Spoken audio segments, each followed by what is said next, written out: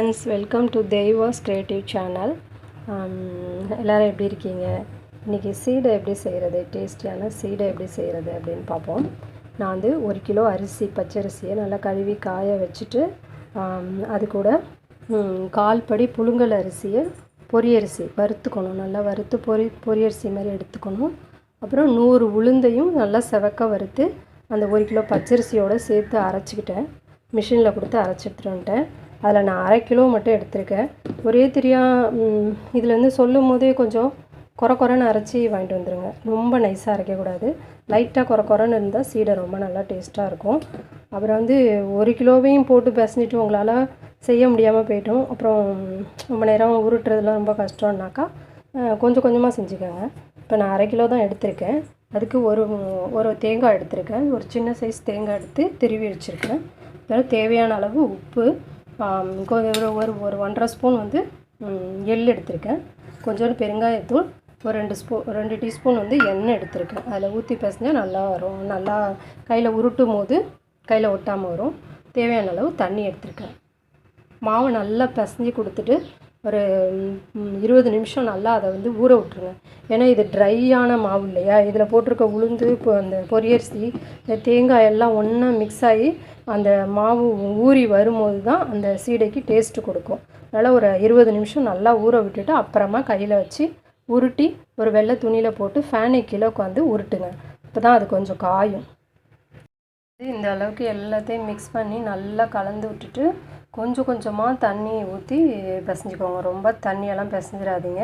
இந்த மாதிரி உருட்டுறதுக்கு வரும் நல்லா அழகாக. அப்புறம் வந்து ஒரு 20 நிமிஷம் கழித்து உருட்டுங்க. இது வந்து கையில் ஒட்டாமல் நல்லா உருட்ட வரும். அப்புறம் வந்து இதில் நான் எவ்வளோக்கு தேங்காய் சேர்க்குறோமோ அந்த அளவுக்கு டேஸ்ட் இருக்கும். உப்பு வந்து வாயில் வச்சு பார்த்து கரெக்டான அளவுக்கு சேர்த்துக்கோங்க. ஃப்ரெண்ட்ஸ், இந்த மாதிரி ஒரே சைஸில் ஈவனாக, ஒன்று பெருசு ஒன்று சின்னதாக இல்லாமல் ஒரே சைஸில் உருட்டி எடுத்துக்கோங்க. இந்த மாதிரி வெள்ளை துணியில் போட்டு ஃபேனுக்கு அடியில் கொஞ்சம் லேசாக காய விட்டு எடுத்துகிட்டு வந்திருக்கேன். எண்ணெயை அடுப்பில் வச்சு காய வச்சுருக்கேன். அப்புறம் வந்து சீடை வந்து வெடிக்கும் அப்படின்னு சொல்லிட்டுலாம் சில பேர் பயப்படுவாங்க. அதை வந்து ட்ரை பண்ண மாட்டாங்க. அது வெடிக்கிறதுக்கு காரணம் என்னென்னா, எண்ணெயில் நல்லா மூழ்கி இருக்கணும். எண்ணெய் ஃபுல்லாக வெளியில் தெரியாத அளவுக்கு இந்த இதை உருண்டையை போட்டுட்டோம்னா வெடிக்காது. இப்போ எண்ணெய் நல்லா காஞ்சிச்சான்னு பார்க்குறதுக்கு இது ஒரு ஒரு ஒரு உருண்டையை போட்டிருக்கேன். அது மேலே கிளம்பி வந்துருச்சுன்னா காஞ்சிருச்சு. இந்த ஸ்டேஜில் எல்லா உருண்டையும் இதில் சேர்த்துக்கோங்க.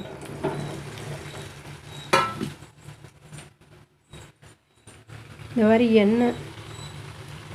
மாதிரி எண்ணெய் கேப் விடாமல் சேர்த்துக்கணும். அப்போ தான் வந்து வெடிக்காது.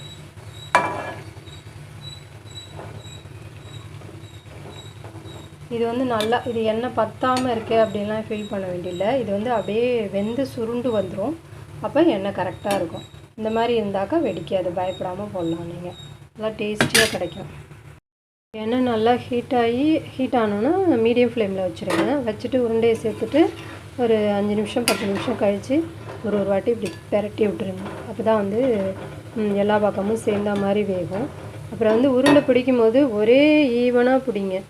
ஒன்று சின்னது ஒன்று பெருசாக இருந்துச்சுனாக்கா பெருசு வேகிறதுக்கு லேட் ஆகும். அது வந்து சின்னது ரொம்ப காந்தி போயிடும். அதனால் ஒரே ஈவனாக இருக்கிற மாதிரி உருட்டி எடுத்துகிட்டு எண்ணெயில் போடுங்க. இது கொஞ்சம் பொறுமையாக தான் வேகும். அதனால் மீடியம் ஃப்ளேமில் வச்சு, ஏன்னா உள்ளே வரலும் வெந்து வரணும்ல, அதனால் மீடியம் ஃப்ளேமில் வச்சு வேக வைங்க. ஃப்ரெண்ட்ஸ், இந்த மாதிரி நல்லா சுருண்டு வெந்து வந்துருச்சு. நான் இந்த மாதிரி கோல்டன் ப்ரௌன் வரும். அப்புறம் வந்து சலசலப்பு நல்லா அடங்கினோன்னா எடுத்துருங்க. நல்லா டேஸ்டியான இந்த மாதிரி எடுத்து போடும்போதே கிண்ணத்தில் வந்து போடும்போது படப்படன்னு சவுண்டு வரும். இந்த மாதிரி இருந்துச்சுன்னா நல்லா வெந்துருச்சுன்னு அர்த்தம். நல்லா டேஸ்டியான சீடை ரெடி ஆயிடுச்சு. நீங்களும் செஞ்சு பாருங்கள். இந்த பலகாரம்லாம் பிள்ளைங்கள்லாம் என்னன்னே தெரியாமல் இருக்காங்க. அவங்களுக்குலாம் செஞ்சு கொடுங்க. அப்போ தான் அடுத்த தலைமுறைகளும் கற்றுப்பாங்க. அப்புறம் வந்து ஆல் த பெஸ்ட். என்னோடய மற்ற வீடியோவும் பாருங்கள். முறுக்கும் ஓலை பக்கோடா எப்படி டேஸ்டியாக கிறிஸ்பியாக செய்கிறதுன்னு சொல்லிட்டு போட்டிருக்கேன். அதெல்லாம் பாருங்கள். அப்புறம் வந்து பயறு உருண்டை ரொம்ப பயங்கர நல்லா டேஸ்டியாக வந்திருக்கு. அந்த வீடியோவும் பாருங்கள். ஓலை பக்கோடா, இது தேங்காய் கேக்கு, அப்புறம் கேரட் அல்வா எப்படி நல்லா டேஸ்டியாக செய்கிறது அதெல்லாம் போட்டிருக்கேன். மற்ற வீடியோ பாருங்கள் ஃப்ரெண்ட்ஸ். அப்புறம் அந்த வீடியோ பிடிச்சிருந்தால் லைக் பண்ணுங்கள், ஷேர் பண்ணுங்கள், கமெண்ட் பண்ணுங்கள், சப்ஸ்கிரைப் பண்ணிவிட்டு பாருங்கள். All the best. எல்லாருக்கும் ஹாப்பி தீபாவளி. பாய்.